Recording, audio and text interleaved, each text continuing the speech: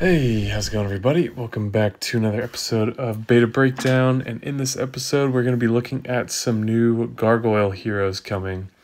We have not seen any new Gargoyles for a while, and I think the fact that we are seeing some kind of explains what people have suspected about the event rotations, which is that they used to just run these events around and around, and the same heroes would come by that you had seen in there last time. And they got to a point, I don't remember exactly when it happened, where they didn't want to bring an event back unless they were adding new heroes to it. So something had changed where they had to keep a certain amount of momentum in their minds to either make it a financially viable or lucrative enough decision, or to make it tempting enough.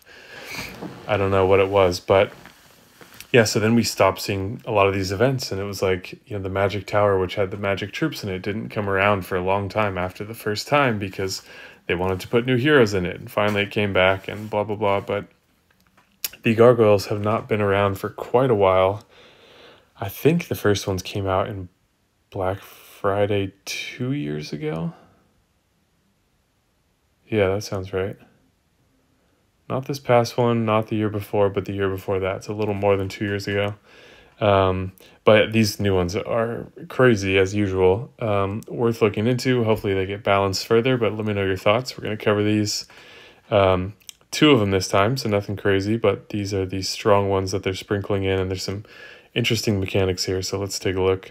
If you're getting frustrated with empires and puzzles, let me just say that Gemstone Legends probably has the things you're looking for.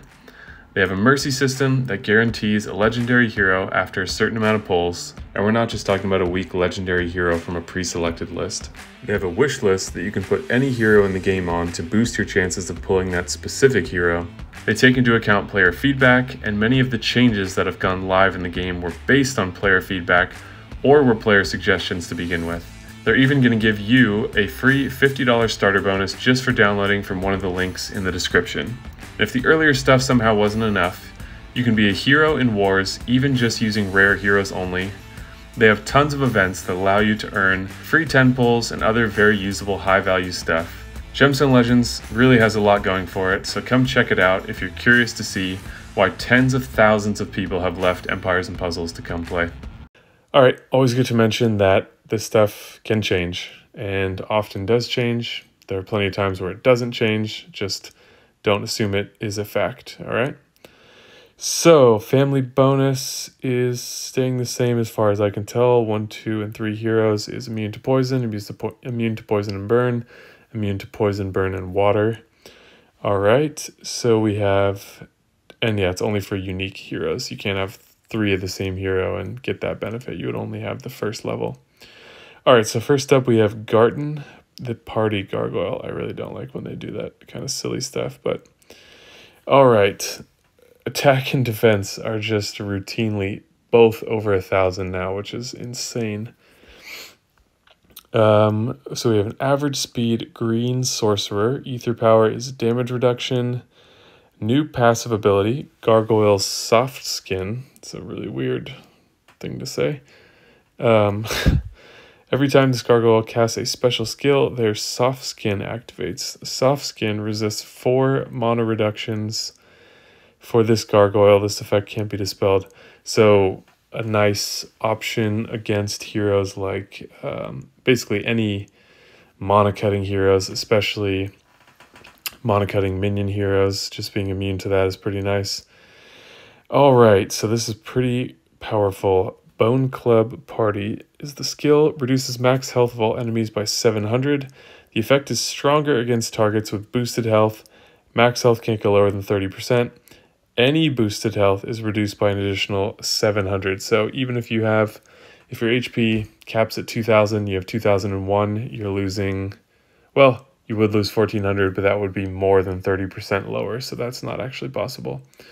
So you'd have to have a decent amount of boosted health to get it cut by 14, because to go down by 1,400, it can't go below 30% of the, how do they phrase it? Max health can't get lower than 30% of the original. That's still a big cut though. So a third of 2,000 would be a little less than, so yeah, that would that would almost be 1400 if you were at 2001 for a 2000 cap. All right, anyways, all allies counterattack with 115% of the damage received. Already very good. And receive 50% of counterattack damage as boosted health for 3 turns. That's really good. And then all allies get plus 50% critical chance for 3 turns. I was frustrated seeing this because they released that one hero in the War of Three Kingdoms pool. I forget what her name is, but it's she's like an older lady, red element, and she gives plus 50% crit. And then I think she just has a buff that if she dies, they take a certain amount of damage and she revives. Not nearly as good as this. This is crazy good. And you get this crit chance on top, so it just makes that other hero who is not old look very bad by comparison. I think I still prefer Stone Skin more because taking damage is more common than mana reduction, but it's interesting for them to move the passive in what I think is a negative direction. If your mana is going to be reduced, then having this is more beneficial. But if you're, if you're building a hero and you don't know exactly when and where you're going to use them, I would say Stone Skin's probably a bit better than this Soft Skin.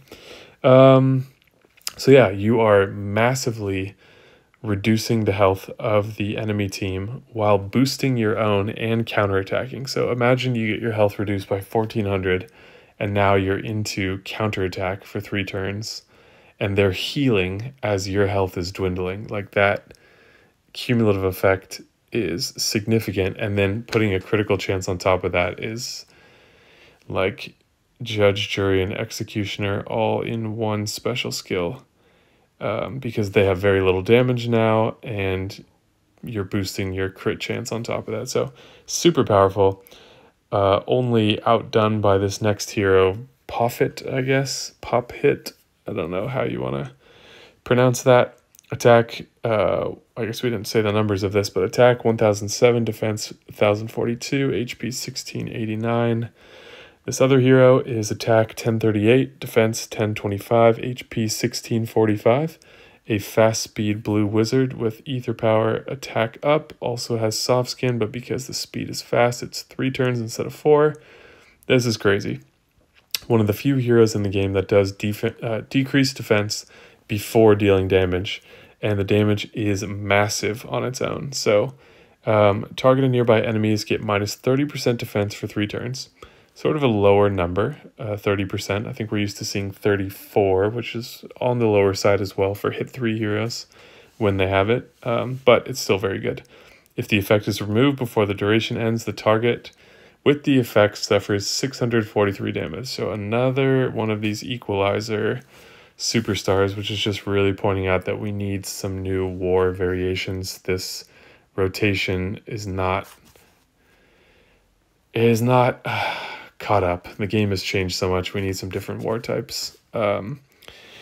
Deals 490% damage to the target and nearby. That is absolutely ridiculous damage for fast speed, considering the attack stat of this hero and considering that the defense down is placed first.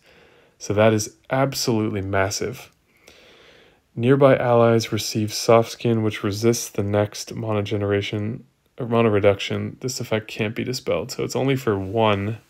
But even if they did nothing else, that's already so good. Decreased defense first, a enormous hit. 490% at fast speed is broken, an enormous hit. And then even after that, if you cleanse or boost your defense, which many heroes do, you're going to take a bunch of damage. And I'm sure that this 643 is for the hero at 480. No emblems, no limit breaks. If you were to limit break this hero, it probably gets up closer to 750, 800, if not more. So pretty ridiculous. Let me know what you guys think in the comments below. Keep in mind that what they seem to be comfortable doing, and this goes all the way back to Ruby from the Ninja Portal, this is when I first noticed this, is the portal was starting to get very full of heroes, and they were adding new ones, but the new ones make up an increasingly small minority of the odds because of how many heroes are in there, and you're adding more and more. Same thing is true here.